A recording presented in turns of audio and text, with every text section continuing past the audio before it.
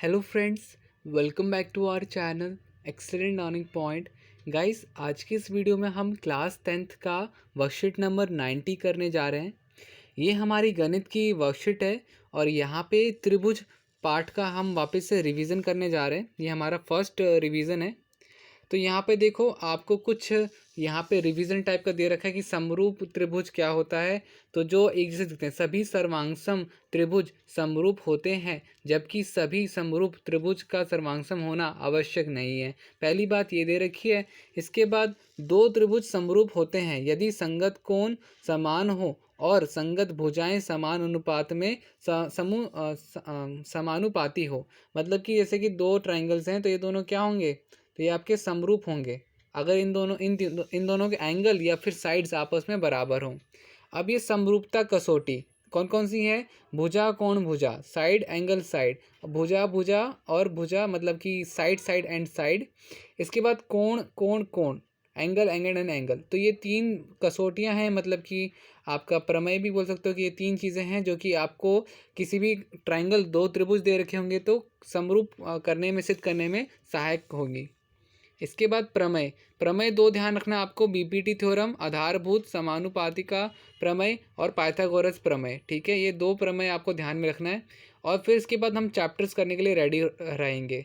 तो हमारा सबसे पहला क्वेश्चन है, आपको 2 सेकंड देता हूँ, जल्दी से क्वेश्चन को आप एक बार देख लो क्या दे रखा है क्वेश्चन में, इसे कॉपी में लिख लो। क्वेश्चन लिखा हुआ है, प्रमेय युग्म के लिए दो भिन्न उदाहरण दीजिए। अब समरूप आकृतियों और असमरूप आकृतियों के उदाहरण देने हैं, तो मैं आपको इसका स्क्रीन पे दिखा देता हूँ उत्तर क्या होगा। तो गाइज, जैसे कि सबसे पहला क्वेश्चन जो है, आपको समरूप आकृति बनाना है। तो समरूप आकृति क्या है? तो यहाँ पे जैसे कि आपका ये सर्कल हो गया, ठीक है। अब ये जो दोनों वृत्त हैं, वृत्त कभी भी कितने भी वृत्त बना दो, ये छोटा वृत्त हो या फिर बड़ा वृत्त हो या फिर उससे भी बहुत बड़ा वृत्त हो, तो ये सारे क्या हैं, ये समरूप आकृतियाँ होती हैं, एक जैसी दिखती हैं। इसी तरह से अगर मैं त्रिभुज की बात करूँ तो ये देखो, ये त्रिभुज है, फिर ये त्रिभुज है, या इससे भी बड़ा त्रिभुज अगर होगा, अगर तीनों के एंगल बराबर हैं तो ये तब भी क्या होगा, समरूप आकृति होगी। अब हमसे बोला जा रहा था असमरूप आकृति भी बना के दिखाइए, तो वहाँ पर क्या होगा कि देखो, ये मैंने एक ये ले लिया बच्चों, ठीक है, और एक ये आपका स्क्वायर।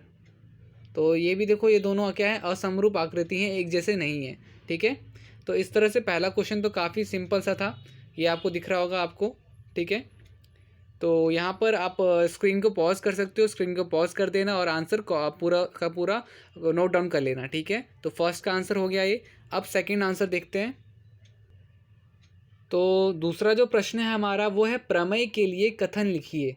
आधारभूत समानुपातिकाय प्रमेय और पाइथागोरस प्रमेय। तो बच्चों 2 सेकंड का पॉज यहाँ पे लेता हूँ, आप पहले तो ये क्वेश्चन नोट कर लीजिए। अब इसका सॉल्यूशन आपको यहाँ पे सामने स्क्रीन पे दिख रहा होगा, ये रहा इसका सॉल्यूशन। सबसे पहला तो आधारभूत समानुपातिका प्रमेय, ठीक है, ये क्या होता है? तो ये क्या होता है, तो बेसिकली किसी त्रिभुज के एक भुजा के समांतर खींची गई रेखा अन्य भुजा के समान अनुपात में कटती है। मतलब कि अगर आपका ये जो डी ई है, अगर बी सी के क्या होगा, समांतर होगा, तो मतलब कि आपका ए डी बराबर डी बी, मतलब A D divide by D B बराबर होगा ए सी डिवाइड बाई ई सी के। ठीक है, तो ये हमारा पहला प्रमेय है, आधारभूत मतलब कि बीपीटी थ्योरम। ठीक है, इसे बीपीटी थ्योरम भी कहते हैं। अब यहाँ पे दूसरा प्रश्न तो हो गया, फिर हमसे पूछा जा रहा था पाइथागोरस प्रमेय। पाइथागोरस प्रमेय क्या होता है? तो आपको पता होगा कि बेसिकली आपका कर्ण कर्ण किसे कहते हैं या फिर बाकी तो भुजाएं किसे कहते हैं, ये सब आपको पता होना चाहिए। तो लिखा हुआ है किसी समकोण त्रिभुज, मतलब कि कोण कैसा, त्रिभुज कैसा होना चाहिए, समकोण 90 डिग्री का होना चाहिए। कि कर्ण का वर्ग, अगर आप किसी भी ट्रायंगल के कर्ण का वर्ग निकालोगे, स्क्वायर निकालोगे, तो उसकी अन्य जो दो भुजाएं हैं, मतलब कि ए बी और बी सी, उन दोनों के वर्गों के योग के बराबर होता है वो। ठीक है, तो यहाँ पे फॉर्मूला सूत्र भी दे रखा है मैंने आपको, ए सी स्क्वायर बराबर A B square plus B C square. तो ये दोनों प्रमेय हो गए बच्चों। तो यहाँ पर भी आप स्क्रीन को पॉज करके, वीडियो को पॉज करके इसको लिख लीजिए। इसके बाद ये वाला जो पहले का आंसर था, इसको भी आप लिख सकते हैं, इसको भी पॉज कर दीजिए, लिख लीजिएगा। ठीक है, तो ये दोनों ही क्वेश्चन के आंसर्स हो गए आपके। अब यहाँ पर क्या है, प्रश्न 3, आकृति 1 में D E parallel F C. अब डी ई जो है समांतर है एफ सी के, डी ई समांतर है एफ सी के, और एफ ई समांतर है किसके, बी सी के। ठीक है, सिद्ध कीजिए कि ये आपका क्या हो, ये बराबर हो। तो देखो बच्चों, यहाँ पर ना पहले तो आप क्वेश्चन नोट डाउन कर लीजिए अपने बुक में। ठीक है, कॉपी में आपने क्वेश्चन नोट डाउन कर लिया, आई होप कर लिया होगा। अब यहाँ पे देखो इसका सॉल्यूशन क्या होगा। तो देखो मैं आपको यहाँ पे पहले बता देता हूँ, प्रमेय आपको लगाना है, ठीक है। तो पहला तो हमें क्या चीज़ें दे रखी थी क्वेश्चन में, पहले तो ये चीज़ ध्यान रखो, हमें क्या दे रखा है कि भैया आपका डी जो है, ठीक है, डी जो है वो पैरेलल है एफ के, डी एफ के पैरेलल है, मतलब कि ये वाली साइड और ये वाला ट्राइंगल, ठीक है। In triangle A F C की बात करेंगे हम। फिर उसके बाद एफ ई बराबर बी सी, एफ ई बराबर पैरेलल बी सी, तो फिर हम एक ट्राइंगल इसकी बात करेंगे, ठीक है। तो इन दो ट्राइंगल की बात करते हैं। तो यहाँ पे देखो सबसे पहला ए बी सी की बात करते हैं, ए बी सी। तो इसमें क्या होगा मेरे पास, इसमें मेरा ए ई बराबर ए सी होगा, ठीक है। वो बराबर किसके, ए एफ बराबर एफ बी के, पहला इक्वेशन बन गया। उसके बाद हमने ट्राइंगल लिया है ए ई एफ, ए ई एफ, ठीक है। तो यहाँ पर बेसिकली हमारे पास क्या है, तो यहाँ पे ए ई बराबर ई सी हो जाएगा, ठीक है। यहाँ पर बच्चों देखो ए ई बराबर ए सी हो जाएगा और ए डी बराबर ए एफ हो जाएगा, ए डी बराबर ए एफ हो जाएगा, मतलब कि ये पूरा ये वाला ट्राइंगल है, ठीक है। ए एफ, ये बच्चों देखो यहाँ पर ना ए एफ सी लिखना है आपको, ए एफ सी, ठीक है। तो यहाँ पर ए एफ सी अब लिखोगे तो आप यहाँ पे लिख सकते हो कि ए डी बराबर ए एफ और ए ई बराबर ए सी, ठीक है। इस तरह से आप लिख लेना यहाँ पर।